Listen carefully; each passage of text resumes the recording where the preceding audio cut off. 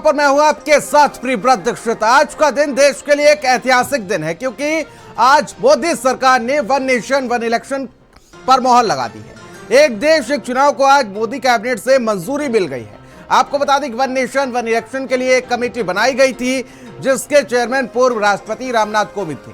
आपको बता दें कोविंद ने अपनी रिपोर्ट उस पर आज मोदी कैबिनेट को दी और इसके बाद उसे सर्वसम्मति से मंजूर कर दिया गया। हालांकि इसके बाद आगे का सफर आसान नहीं होने वाला है क्योंकि इसके लिए संविधान संशोधन और राज्यों की मंजूरी भी जरूरी है और इसके बाद ही इसे लागू किया जाएगा।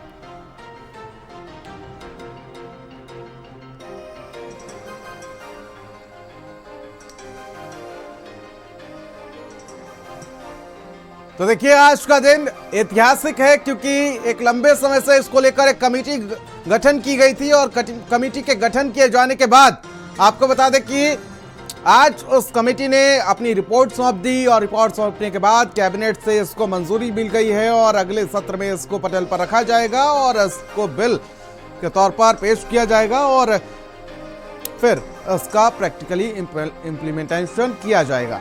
साथ ही साथ आपको बता दें कि लोकसभा के राज्यों के विधानसभा चुनाव भी होंगे और साथ ही आपको बता दें कि नगर निगम, नगर पालिका, नगर पंचायत के चुनाव भी साथ में होंगे। आपको बता दें कि लोकसभा के साथ साथ विधानसभा के चुनाव एक साथ होंगे और साथ ही साथ इस कमेटी ने जो रिपोर्ट सौंपी है उसमें यह भी कहा गया है कि ग्राम प्रधान के साथ साथ जो नगर निगम के चुनाव होंगे उनको भी 100 दिनों के अंदर कराया जा सकेगा।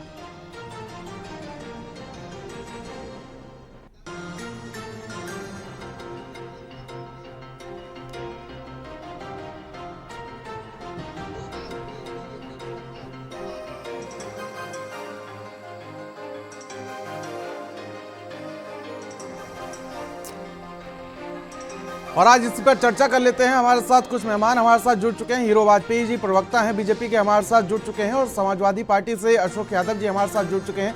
दोनों का बहुत बहुत स्वागत है। हीरो वाजपेयी जी, ये आज जिस तरीके से रिपोर्ट सौंप दी गई है, कैबिनेट से मंजूरी मिल गई है, लेकिन ये सफर जो है वो उतना आसान नहीं है जितना लग रहा है। कैसे इसको प्रैक्टिकली पॉसिबल किया जाएगा? लगता है कि जब ये बात सामने आई थी तभी लोगों को लगता था कि ऐसा क्या भारतीय जनता पार्टी चाहती है कि सिर्फ कहती है। देखिए, एक कमेटी गठित की गई पूर्व राष्ट्रपति के नेतृत्व में, उस कमेटी की रिपोर्ट आई और इसके कई कारण हैं। केवल यही कारण नहीं कि भारतीय जनता पार्टी ने वादा किया था। भारतीय जनता पार्टी देश के हित में इस विषय को रखना चाहती थी और उसी विषय की रिपोर्ट भी आई कि पूरे देश में आप मान लीजिए कि हर राजनीतिक दल जो जनता के लिए कार्य करने के लिए चुनकर आता है जनता के द्वारा, लेकिन वो पूरे 5 साल किसी ना किसी चुनाव में उलझा रहता है। लोकसभा खत्म हुआ, विधानसभा खत्म हुआ, विधान परिषद वो खत्म हुआ तो नगर निगम, कहीं ग्राम प्रधान का चुनाव, मतलब पूरे 5 साल राजनीतिक दल चुनावी प्रक्रिया में उलझा रहता और इस चुनावी प्रक्रिया की वजह से तमाम जगह पर रोक भी लग जाती है विकास कार्यों पे कि भाई फलाने क्षेत्र में चुनाव है, ये चुनाव चल रहा है, इस समय कोई विकास का कार्य नहीं हो पाएगा। तो इसलिए भारतीय जनता पार्टी का मानना था कि पूरे देश में अगर एक साथ चुनाव होंगे तो राजनीतिक दल एक एजेंडा लेकर पूरे देश में जाएंगे और जनता उनके पूरे एजेंडे पर ऊपर से लेकर नीचे तक मोहर लगाएगी। और मुझे लगता है उस दिशा में जो पहला कदम था उसकी बाधा दूर हो गई। आज कैबिनेट ने उसकी मंजूरी दे दी और कैबिनेट की मंजूरी के बाद ये जो मामला है आगे जाएगा, आगे बढ़ेगा। और मुझे लगता है पहले भी चुनाव होते रहे, एक इलेक्शन पूरे देश में लगातार 3 बार लोकसभा चुनाव के साथ चुनाव हुए और हर लोकसभा चुनाव के साथ 5-7 विधानसभा के चुनाव होते अगर ये सब लोग मंजूर कर लिए राज्यों से पास हो जाएगा। और मुझे लगता है कि अच्छी दिशा की तरफ कोई भी राजनीतिक दल वित्तीय खर्चे और देश के ऊपर लोड ना पड़े और आम जनता को लगातार चुनाव में बार बार उससे बहुमत मांगने की आवश्यकता ना पड़े। मुझे लगता है इसलिए सभी का इस पर सहमति मिलेगी और ये बिल आज नहीं तो कल नहीं तो परसों पास ही हो जाए। ठीक है, अशोक यादव जी हमारे साथ जुड़े हुए हैं, समाजवादी पार्टी के प्रवक्ता हैं। अशोक यादव जी, आखिर कौन सी दिक्कत आ गई विपक्ष को? अभी मैं सुन रहा था खड़गे साहब का, उन्होंने कहा कि ये प्रैक्टिकली पॉसिबल नहीं है, ये जिम्मेदारी तो बीजेपी की है। भाई जब कमेटी ने रिपोर्ट सौंप दी, अब बीजेपी को उसको इंप्लीमेंट करना है, आखिर कौन सी दिक्कत विपक्ष को आ गई? खड़गे साहब कह रहे थे कि ये प्रैक्टिकली पॉसिबल ही नहीं है, असंभव कह रहे थे इसको। नहीं है, ये बात इस आधार पे कहा जा रहा है क्योंकि आप जिस चीज को इतना आसान समझ रहे हैं वो उतना आसान नहीं है प्रियव्रत जी। आप भी बताइए, अभी भाजपा के मित्र हमारे कह रहे थे आजादी के बाद 3 चुनाव हुए। मैं बता दूं जानकारी के लिए 4 चुनाव हुए थे, 52, 57, 62 और 67। हाँ। 4 चुनाव हुए थे जिसमें लोकसभा विधानसभा का चुनाव एक साथ हुआ था। लेकिन परिस्थिति बस, अगर लोकसभाएं बीच में भंग हो गई कार्यकाल के पहले, विधानसभाएं कहीं भंग हो गई कार्यकाल के पहले, कभी सरकारें गिर गई, तो वो सारी चीजें जो गड़बड़ हो गई। लेकिन सवाल ये उठता है कि सरकार की मंशा क्या है। आप देखिए, अभी वर्तमान उदाहरण आप देख लीजिए, 4 राज्यों के चुनाव पेंडिंग थे ना, और ये लिखित है कि 6 महीने के अंदर अगर विधानसभाओं के, अन्य विधानसभाओं के चुनाव अगर होने वाले होंगे तो उनको एक साथ कराने का नियम है। अब आप बताइए, जम्मू कश्मीर और पंजाब का चुनाव सरकार करवा रही, झारखंड का चुनाव और महाराष्ट्र का चुनाव क्यों नहीं करवा रही है? वो तो जैसे इसका रिजल्ट आएगा 15 दिन के अंदर उसकी घोषणा हो जाएगी जो चुनाव की। तो आप भाई बताइए, सरकार की मंशा क्या है? आप 1 नेशन 1 इलेक्शन करवा रहे हो और 4 राज्यों का विधानसभा चुनाव, जो कि 6 महीना छोड़ दीजिए, 1 महीना के अंदर चुनाव, इन दोनों का रिजल्ट आने के 1 महीने के अंदर चुनाव घोषणा हो जाएगी। उस चुनाव को तो आप नहीं करवा रहे हो। महाराष्ट्र और झारखंड का क्यों नहीं करवा रहे हो? क्योंकि वहां एंटी इनकम्बेंसी आपकी है। तो आपकी मंशा क्या है? आपकी मंशा कुछ और है। और आप जो आसन्न विधानसभाओं के चुनाव आ रहे हैं, इसमें एक शिगुफा फेंकने के लिए एक आप इस तरह का चीजें ला रहे हो। आप ही बताइए, जो पब्लिक रिप्रेजेंटेशन एक्ट है 1957, उसको, उसमें अमेंडमेंट करना पड़ेगा, और संविधान में अनुच्छेद 83, 85 और कई जो है संशोधन करने पड़ेंगे। अब आप बताइए, इतना आसान है क्या है? आप, भारत जो है संघ है, एक फेडरल स्ट्रक्चर है इंडिया का संविधान जो है, और क्षेत्रीय मुद्दे अलग होते हैं। आप बिहार के चुनाव, उत्तर प्रदेश के चुनाव, जम्मू कश्मीर के चुनाव, झारखंड के, नहीं तो इसी चीज को तो दूर करने के लिए बीजेपी ये कहती हुई नजर आ रही कि जनता को 5 साल, यानी कि जब कोई विकास की बात आती है तो कहीं ना कहीं आचार संहिता लागू हो जाती है। उत्तराखंड का अगर जिक्र किया जाए तो उत्तराखंड का ये साल तो पूरा आदर्श आचार संहिता वाला ही साल है। कहीं ना कहीं मुद्दे जरूर इससे प्रभावित हो जाते हैं। देखिए, मुद्दे सरकार वही मैंने आपको एग्जांपल दिया ना प्रियव्रत जी, अभी एग्जांपल दिया, ताजा एग्जांपल दिया। सरकार की मंशा क्या है? सरकार की मंशा 1 नेशन 1 इलेक्शन का है ही नहीं। सरकार की मंशा है अपनी नाकामियों को छुपाने के लिए, इससे कौन सी नाकामी छुप जाती है? इस तरह का एक शिगुफा छोड़ते रहने का है। हाँ। नहीं, देखते होंगे आप कि जिला पंचायत सदस्य के चुनाव, प्रधानी के चुनाव, बीडीसी के चुनाव, ये तो सब एक साथ ही होते हैं ना, उसमें लोकसभा विधानसभा का और बढ़ जाएगा।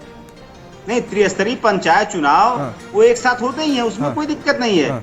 लेकिन आप लोकसभा चुनाव, सारी विधानसभाओं को चुनाव अगर एक साथ करवाना चाह रहे हैं, तो क्या ये इतना आसान है क्या कि मोदी सरकार ने अध्यादेश एक जो कैबिनेट से पारित कर दिया, हो गया? ऐसे कैसे हो जाएगा भाई? आपको सारे राज्यों से परमिशन लेनी पड़ेगी, आपको संविधान संशोधन करना पड़ेगा, आपको जो सरकारें गिरेंगी मिड टर्म में, उसको बचाव का रास्ता देना पड़ेगा। जुड़ते जाते और चीजें उस दिशा में प्रगति करती जाती है। मुझे लगता है कि ये जो 1 नेशन 1 इलेक्शन है, ये भी उसी दिशा में एक उठाया हुआ सुधारवादी कदम है, जिसे मुझे लगता है कुछ दल अपने को बताते हैं कि नाकामी रहेगी उनकी। मुझे नहीं लगता। इसको चुनाव के नजरिए से नहीं देखना चाहिए, इसे मुद्दों के नजरिए से नहीं देखना चाहिए, इसे देश की वित्तीय अर्थव्यवस्था के उस पर देखना चाहिए। आम जनमानस को एक साथ एक बार एक पार्टी को वोट देने पे देखना चाहिए। पार्टियां तो लोकतंत्र में सैकड़ों हैं। वोट डालने वक्त जनता जब जनार्दन है तो उससे डरना कैसा? वो चाहे लोकसभा के 7 विधानसभा को वोट दे, नगर निगम को वोट दे, जिला पंचायत को वोट दे, किसी को वोट दे, इससे परेशानी होने की बात क्या? और मुझे जहां तक लगता है, हिंदुस्तान ने जब ऐसा चुनाव करके दिखा दिया, 140 करोड़ की जनसंख्या वाला देश जिसमें 100 करोड़ वोटर है, वोट डाल रहे हैं और हम रिजल्ट दे रहे हैं, तो तमाम ऐसे देश जो अपने को विकसित देश कहते हैं, उनसे बेहतर व्यवस्था करके दिखा रहे हैं। और जहां तक फेडरलिज्म की बात आई है, तमाम जगह ऐसा फेडरल स्ट्रक्चर है, तमाम लोकतांत्रिक व्यवस्था में फेडरल स्ट्रक्चर है, लेकिन वहां चुनाव साथ होते हैं और एक साथ ही रिजल्ट आता है। तो इसमें ऐसा कहना नहीं कि कोई हो नहीं सकता। हाँ, इसमें हम सभी को साथ देना पड़ेगा। सारे दल मिलकर एक राय बनाएंगे और सब राज्य उसमें अपनी सहमति देंगे। हम उस दिशा में आगे बढ़ेंगे, संविधान में बदलाव करेंगे और मुझे लगता है देश की अर्थव्यवस्था, प्रदेश की अर्थव्यवस्था के लिए ये बहुत बेहतर विकल्प रहेगा और इसको हम सबको स्वीकार करना चाहिए। लेकिन समाजवादी पार्टी भी इसको स्वीकार करने के लिए बिल्कुल नहीं तैयार है। खड़गे साहब ने तो साफ तौर पर कह दिया, उन्होंने साफ तौर पर कह दिया कि ये असंभव है। वाजपेयी जी, देखिए, मुझे लगता है कि तमाम चीजें बिना बयान देना, केवल विरोध के आधार पर बयान देना, मुझे लगता है उचित नहीं है। अभी चीजें जब आगे बढ़ेंगी, उसमें सभी राजनीतिक दल का जो एक कोर कमेटी है जो चीजों को अध्ययन करती है, वो देखकर जब इसकी अच्छाइयां बताएगी तब है। अभी जो आ रहे हैं चैनल पर वो केवल भारतीय जनता पार्टी ने एक अच्छा काम करने की दिशा में पहल की है, उसका विरोध कर रहे हैं, इसके अलावा और कुछ नहीं। ठीक है अशोक यादव जी, अभी लोकसभा के चुनाव हुए थे, लोकसभा चुनाव के होने के बाद अब कुछ ही समय बीता है, उसके बाद अब हरियाणा में चुनाव, जम्मू कश्मीर में चुनाव। अगर ये साथ हो जाते तो कहीं ना कहीं ये समय बच जाता, थोड़ा समय विकास के लिए और मिल जाता। नहीं लग रहा कि अगर वन नेशन वन इलेक्शन होता है तो उससे आर्थिक स्थिति भी ठीक होगी, लोगों का विकास के लिए समय मिल जाएगा? देखिए, वन नेशन वन इलेक्शन के लिए रिकमेंडेशन मुझे जहाँ तक याद है, अस्थायी संसदीय समिति 2015 में एक गठन हुआ था। इसको लेकर के विधि आयोग की रिपोर्ट 2018 की है, और अभी जो सितंबर 2023 का हाई लेवल कमेटी जो पूर्व राष्ट्रपति की अध्यक्षता में हुई थी। लेकिन इसके पहले जो रिकमेंडेशंस हैं, चाहे संसदीय स्थायी समिति 2015 या विधि आयोग की रिपोर्ट 2018 का, इसके जो रिकमेंडेशंस हैं, इसके रिकमेंडेशंस, इसके कई चीजें प्लस में है और प्लस से ज्यादा कई चीजें माइनस में इसके भाई। वन नेशन वन इलेक्शन का इन रिपोर्ट्स में काफी चीजें जो बताई गई हैं कि देश के जो फेडरल स्ट्रक्चर के लिए खतरा है। आप भी बताइए, कोई राष्ट्रीय मुद्दा आप देख लीजिए, उस राष्ट्रीय मुद्दे को आप किसी क्षेत्रीय मुद्दे से कैसे कोरिलेट करेंगे? क्षेत्रीय मुद्दे अलग होते हैं, और अगर वन नेशन वन इलेक्शन होता है तो जो क्षेत्रीय मुद्दे हैं हमारे, उन क्षेत्रीय जनता के जो मुद्दे हैं, वो मुद्दे कहीं न कहीं खो जाएंगे और वो उनके साथ न्याय नहीं हो पाएगा प्रियव्रत जी। और ये मैं एज ए अपोजिशन नहीं कह रहा हूँ, ये चीज वास्तव में है ऐसी बात। और ऐसी हिंदुस्तान में आप देखिए, आप कह रहे हैं कई देशों में फेडरल स्ट्रक्चर है, लेकिन उन देशों में जो फेडरल स्ट्रक्चर है और वहाँ की डेमोग्राफिक स्थिति जो है हिंदुस्तान से बिल्कुल अलग है। हिंदुस्तान में न जाने कितने तरह की जातियां, उपजातियां और तमाम तरह के लोग रहते हैं भाई, और उन सबके मुद्दे अलग अलग होते हैं, और उनको आप एक साथ करेंगे तो बहुत ज्यादा उससे समस्या पैदा होगी। उसके लिए पहले पूरे देश में आपको एक सर्वे कराना पड़ेगा, उसके बाद सारे क्षेत्रीय दल, सारे राष्ट्रीय दल से बैठ के कोऑर्डिनेशन करना पड़ेगा, संविधान संशोधन करना पड़ेगा। तमाम प्रक्रियाओं से गुजरते हुए तब आप उस चीज पे पहुंचने के लिए तो सक्षम हो सकते हैं कि ये चीज हो कि ना हो। लेकिन ये सारी चीजें जो कमेटी ने रिपोर्ट दी है उसमें तो इस चीज का सबका जिक्र किया गया है ना अशोक यादव जी?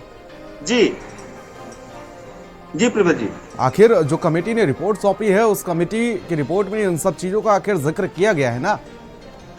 देखिए, मैं तो आपकी बात से सहमत हूं। हाँ। ये सारी चीजों का जिक्र किया गया है। हाँ। लेकिन अगर सरकार इस तरह से एक अचानक से प्रस्ताव पारित कर देती है तो इससे चुनाव के पहले, आप देखिए विधानसभा चुनाव होने वाले हैं, अब ये सोच रहे हैं कि इस मुद्दे के आधार पर कहीं हमारी इज्जत बच जाए, कहीं पंजाब में जो लुटिया डूबने वाली वो बच जाए, पंजाब हरियाणा की बात कर रहे हैं, पंजाब में चुनाव नहीं है। हाँ सॉरी, हरियाणा में चुनाव में जो समस्या है वो हो जाए, हमारा जम्मू कश्मीर में इज्जत। ठीक है हीरो वाजपेयी जी, एक फाइनल कमेंट।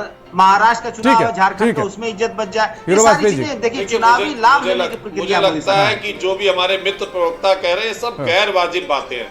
एक देश एक चुनाव से इस देश को हम विकास के रास्ते पे बढ़ा सकते हैं, हमारी अर्थव्यवस्था सुदृढ़ हो सकती है। और हमें जो एक बार बार लगता है कि यहाँ की जनता को हम जनार्दन तो कहते हैं, पर उसको नासमझ मानते रहते हैं कि वो राष्ट्रीय फलक पे वोट डालने जाएगी तो सभी विधानसभा के मुद्दे भूल जाएगी, वो अपने गांव के मुद्दे भूल जाएगी। मुझे लगता है ऐसा नहीं है। वो राष्ट्रीय स्तर पर वोट डालेगी लोकसभा में लोकसभाओं के मुद्दे पर, विधानसभा में विधानसभा के मुद्दे पर, नगर निगम में नगर निगम के मुद्दे पर, और जिला पंचायत में जिला पंचायत पे, ग्राम प्रधान के चुनाव में ग्राम प्रधान को देखकर। मुझे लगता है हिंदुस्तान की जो जनता है वो इस लोकतांत्रिक व्यवस्था में बहुत सक्षम है और वोट देने का सही तरीका आता। पहले भी ये लोग रोते थे कि साहब वो ईवीएम मशीन में गड़बड़ है, जब नतीजे इनके पक्ष में आ जाए तो ईवीएम ठीक, और जब नतीजे इनके खिलाफ आ जाए तो ईवीएम गड़बड़। जनता निर्णय करती है और जनता के निर्णय को स्वीकार करना चाहिए। जनता समझदार है, जिसको मैंडेट देगी वही सत्ता में आएगा। ठीक है, आप दोनों मेहमानों को हमारे साथ जुड़ने के लिए बहुत बहुत शुक्रिया, हीरो वाजपेयी जी और अशोक यादव जी, बहुत बहुत शुक्रिया हमारे साथ जुड़ने के लिए। तो अब